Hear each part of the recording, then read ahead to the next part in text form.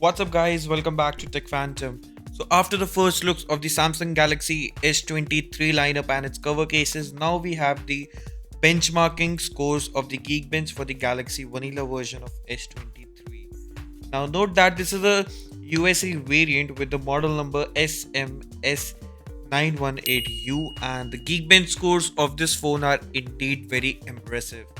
Now considering a single core processor score is going to be 1521 and the 4689 for the multi-core, which is almost as near to the 5000 Geekbench scores once the phone is officially released with its benchmarking and with the stable software too.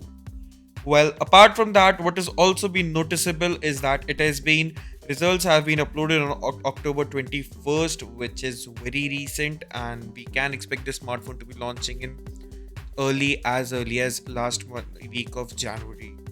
Well, apart from that, what we also know about this phone is that it will be running with the Android 13 based on out of the box with the One UI 5.1, which is currently rolling out for Samsung Galaxy S22 series to One UI 5.0. Well, on the CPU cores and its cluster, how it's been divided is 1 plus, 3 plus, 4 plus 1.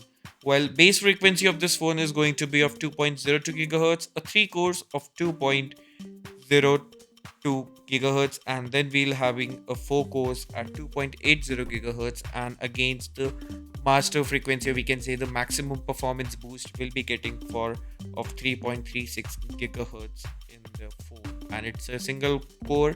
And also we will be seeing a new 25% increase in performance when compared to the Qualcomm Snapdragon 8 Plus Gen 1, and because of the Cortex X3 modem.